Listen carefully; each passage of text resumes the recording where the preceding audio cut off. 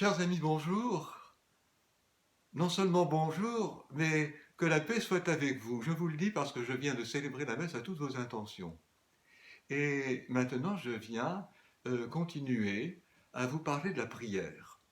Alors la première fois, vous vous souvenez, nous avions présenté la prière qui s'inscrit dans un temps, le matin au lever du jour, le midi au zénith de la journée, et le soir au coucher du soleil.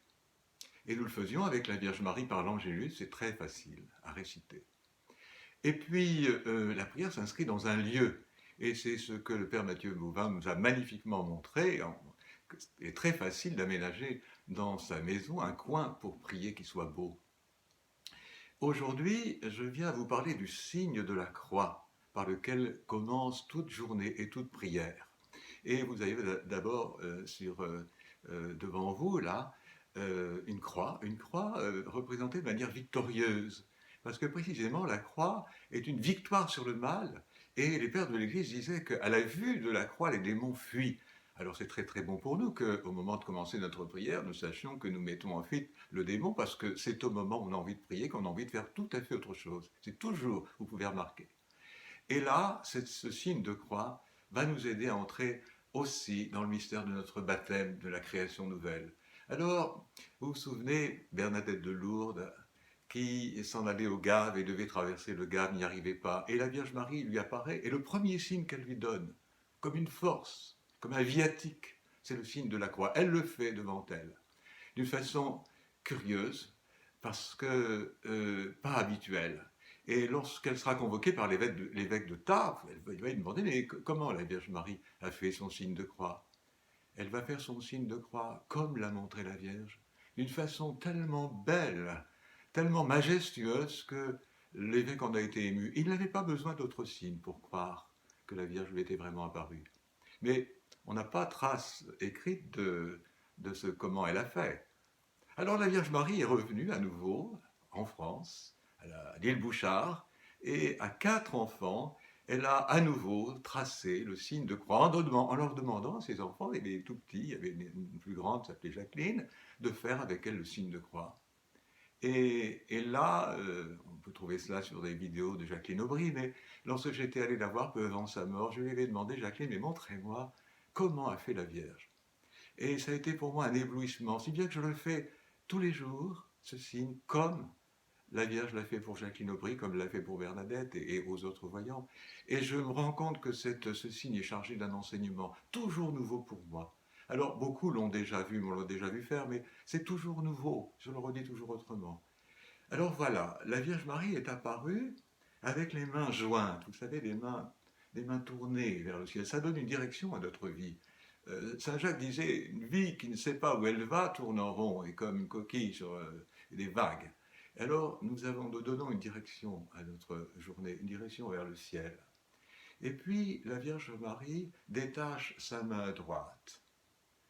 Et Bernadette l'accompagne, et Jacqueline l'accompagne, et cette main va monter doucement jusqu'à venir se poser sur notre front. Et vous verrez que quand cette main se pose sur notre front, c'est vraiment la main de Dieu qui se sert de notre main pour nous dire sa bienveillance, nous dire que nous sommes des créatures bénies, parce que c'est lui qui nous a fait et que sans lui nous n'existerions pas tout simplement, et que cette bénédiction est une sorte de bonheur, et que ce bonheur il veut l'imprimer au plus profond de notre âme et de notre vie. Et puis, quand nous avons compris cela, alors cette main quitte, comme une apparition qui s'en va, cette main quitte notre front pour s'éloigner quelque part, et elle s'éloigne comme pour rejoindre au ciel le Fils de toute éternité, et nous entendons presque le Père dire à son Fils, eh bien je t'envoie vers lui, je t'envoie vers elle. Et cet envoi est une descente, figurez-vous, une descente qui accompagne notre main, et cette descente vient au plus profond de notre vie, au plus profond de nos ténèbres, au plus profond de nos cœurs. Et c'est la Vierge Marie qui va l'accueillir magnifiquement la première fois, ce signe. Et il vient se loger là, là où nous avons plus faim de lui, pour nous faire comprendre qu'il veut être notre nourriture. La messe est une nourriture qui nous est donnée, mais le fait d'en être privé nous fait encore mieux prendre conscience, c'est ça le sens du jeûne, qu'il est en vérité notre seule vraie nourriture, notre force. Et puis quand nous le comprenons, alors à nouveau, cette main s'éloigne, va à nouveau rejoindre la direction du ciel, le Père, qui le regarde avec joie, et le Fils lui demande, oh, ils ont besoin de notre esprit, Père, envoie-leur notre esprit. Et cette main va venir cette fois se poser sur notre épaule gauche, comme la main de l'ami qui nous dit, je suis avec toi. Une main tellement délicate, tellement respectueuse, qu'elle vient sans abîmer notre vie, mais pour la transfigurer. Et cette main va leur refaire un voyage qui est le voyage du soleil, le voyage de l'arc-en-ciel. Il va revenir visiter notre vie, d'abord au niveau de la respiration. Et pour la remplir de cette vie divine, il va visiter notre cœur, pour que le sang soit celui de Jésus, un sang plein de miséricorde. Et puis, il va visiter l'endroit d'où ma voix, d'où le souffle sort pour parler avec ma voix, pour que ma voix, notre voix, soit des paroles et des voix de bienveillance et de miséricorde. Il va revisiter le poumon droit qui symbolise pour moi l'âme, cette partie de nous-mêmes qui est toujours branchée sur le ciel. Et puis, elle va venir, cette main, se poser sur notre épaule droite. Vous voyez, c'est l'épaule du serment, c'est l'épaule où librement le Seigneur va dire, alors tu es d'accord pour que ta vie, ma vie, que cette vie qui est la tienne puisse continuer à répandre la bénédiction. Et si je réponds Amen, ça veut dire que je suis d'accord pour que cette journée ne soit pas une journée ratée, une journée moche. Non, mais je décide qu'elle soit une belle journée, qu'elle soit une bonne journée.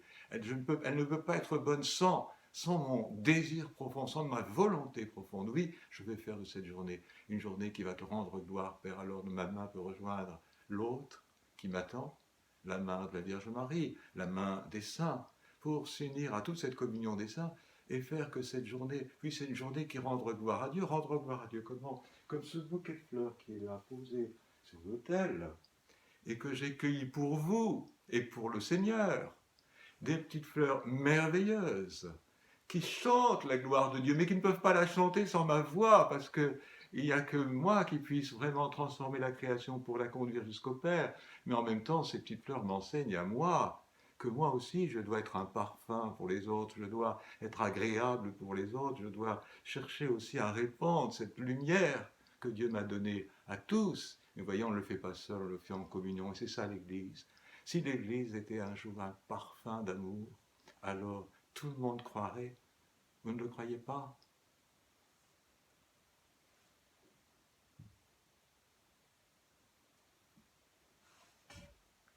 Belle journée!